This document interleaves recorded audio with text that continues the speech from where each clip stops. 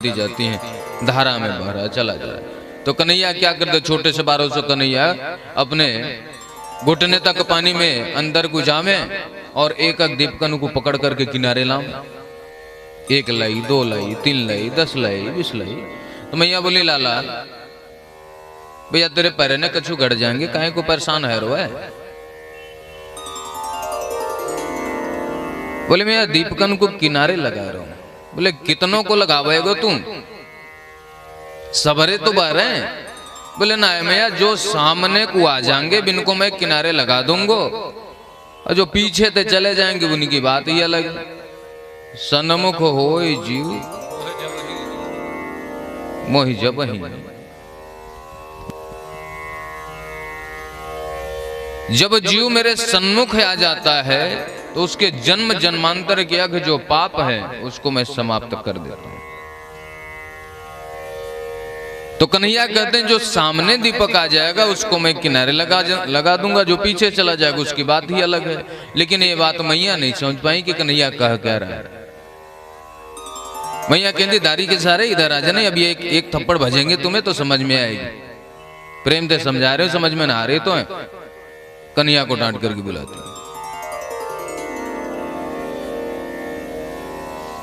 गोविंद को राम जी को उदार शत्रु कहा गया है।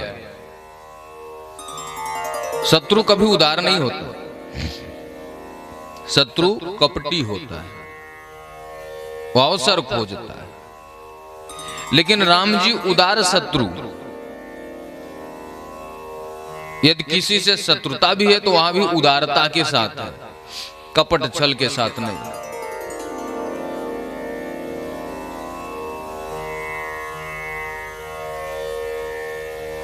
बिना सेवा किए, बिना पूजा पाठ किए कुछ भी न करो तो भगवान को गाली भी दे दो तो भी भगवान कहते मेरा नाम तो लिया ही इसने, इसको अपने पाले में ले लेता हूं।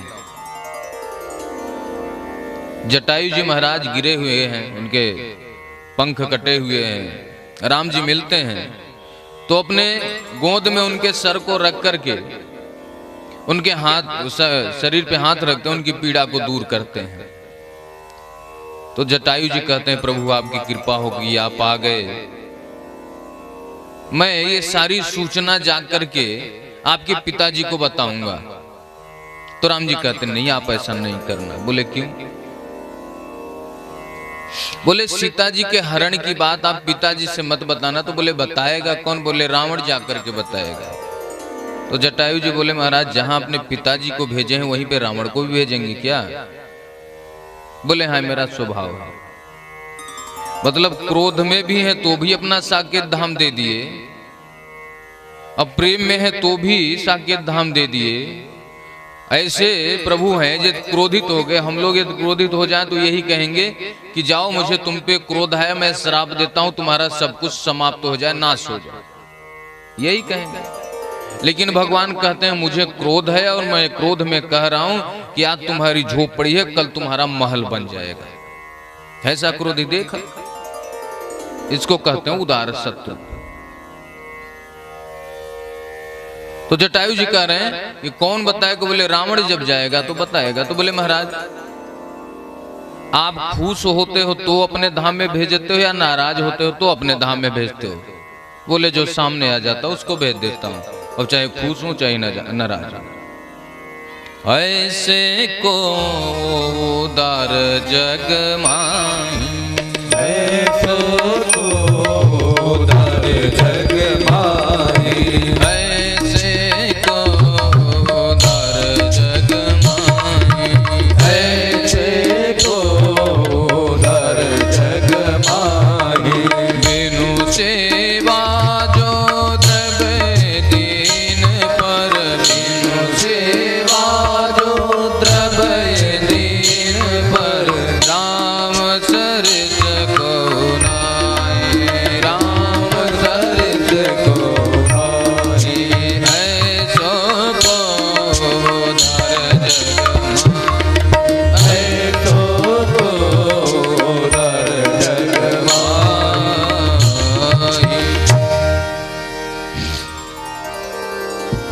ऐसे तो प्रभु मेरे भगवान गोविंद हैं अब उनका भजन नहीं करे, कीर्तन नहीं करे तो किसका करें?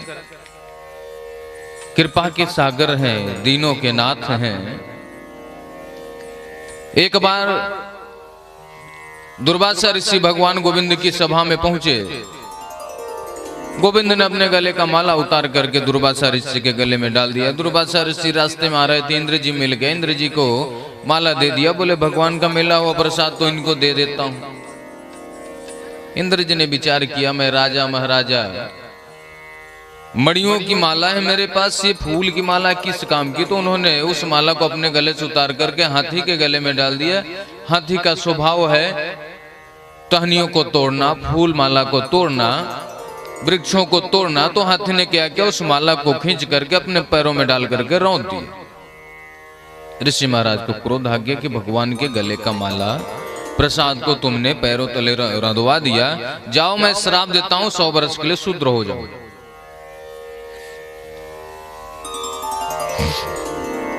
ध्यान देने वाली बात है, जो जाति पात का आज लफड़ा चल रहा है, इतना झगड़ा चल रहा है, जो शूद्र के नाम पे आडंबर रचा रखे हैं लोग, जातिवाद का खेल खेल रहे हैं, उनको पता नहीं कि इंद्र भी शूद्र रह चुके हैं।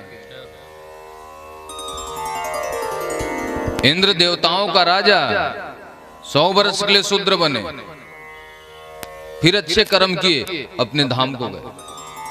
तो भैया तुम अच्छे कर्म करो ना, बनो ना तुम भी इंद्र, कौन मना कर रहा है? हर कोई ये सोचता है कि मैं ब्राह्मण बन जाऊं, पंडित बन जाऊं, लेकिन हर कोई ये नहीं समझता कि ब्राह्मण बनने के बाद उसको करना क्या पड़ता है। एक दिन घर छोड़ने में नानी मर जाती है लोगों की। गलत बोल रहा हूं तो बोलना। एक दिन घर छोड़ के चले जाएं बाहर तो 3 बार घर पे फोन करेंगे, पत्नी जी ठीक ठाक है घर पे, बेटा कहाँ, बेटा से बात कराओ। 10 दिन छोड़ दें तो प्राण निकल जाएगा, अरे भैया मुझे तो जाना है, घर पे सब अकेले हैं, घर परिवार है। और जो तिलक लगा करके या जीवन सदा के लिए घर छोड़ करके नागा सन्यासी बन के तपस्या करते हैं हिमालय की गुफाओं में, उनका कोई परिवार है? जो सन्यास लेता है जीवन के लिए, माँ बाप को छोड़ता है, परिवार को छोड़ता है, घर को छोड़ता है, अपने दोस्त को छोड़ता है, अपनी उम्र को बलिदान करता है भगवान के ऊपर, उसका कौन परिवार है? अभी आप लोगों के ऊपर कोई विपत्ति आ जाए तो आपके भाई खड़े हो जाएंगे, बहन खड़े हो जाएंगे, मामा खड़े हो जाएंगे, फूफा खड़े हो जाएंगे, अपना परिवार खड़ा हो जाएगा। एक सन्यासी के पीछे कौन खड़ा होता है?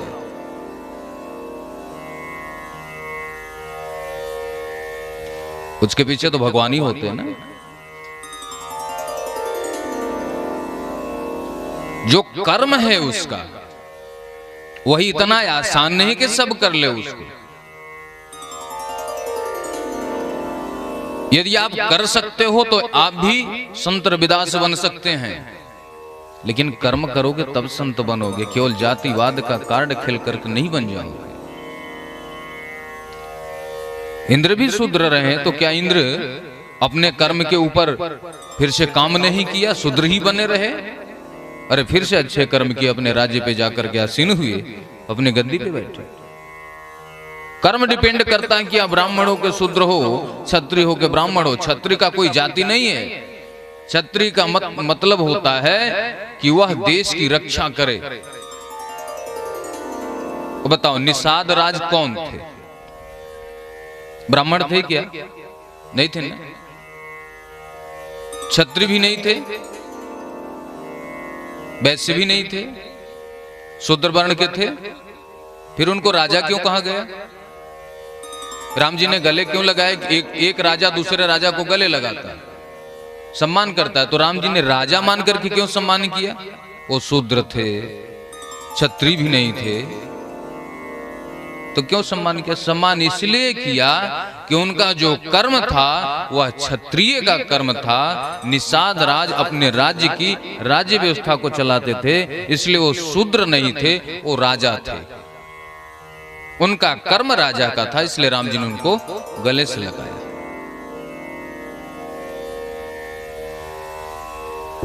इंद्र जी महाराज शूद्र हो गए। दैत्य गुरु शुक्राचार्य ने आदेश किया, भैया अच्छा अवसर है, आप लोग आक्रमण करो। देवताओं और दैत्यों में युद्ध हुआ। इंद्र की जो गद्दी थी खाली थी, दैत्यों का उस पे कब्जा हो गया। सारे देवता भगवान के पास गए, महाराज हमारी रक्षा करो हमारे। बोले हुआ क्या?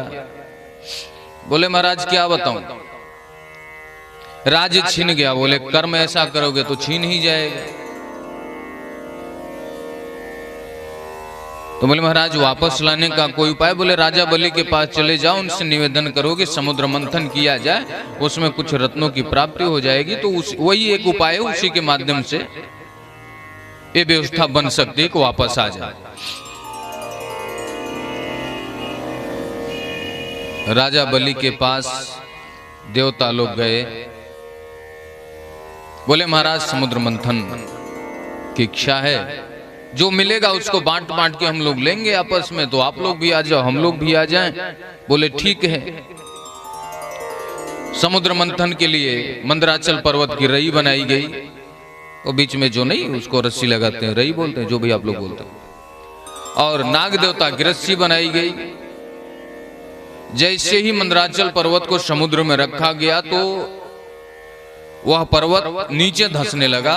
भगवान ने एक रूप धारण किया, कच्छप, कछुआ, और अपने पीठ पे, उसका पीठ ठोस होता है ना, तो अपनी पीठ पे उस पर्वत को धारण किया। बोलिए कच्छ भगवान की। एकादशी है क्या? फिर इतनी धीरे आवाज क्यों हो रही है? बोल बाके बिहारी लाल की। बिना खाए पिए हम इतना बोल रहे हैं, आप लोग खा पी के फिर भी जयकारी नहीं बोल रहे। मिलेगा भंडारा, मिलेगा भैया, संतोष रखो, अंतिम दिन मिलेगा। श्री राधे। समुद्र मंथन प्रारंभ हुआ। सबसे पहले कालकूट विष उपस्थित।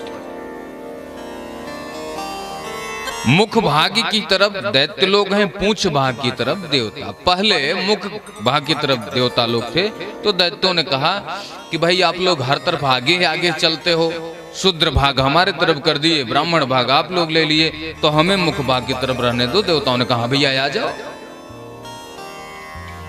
मुख भाग की तरफ रहने के कारण जब कालकूट विष निकला तो सबसे ज्यादा दैत्य ही झुलसे उसमें।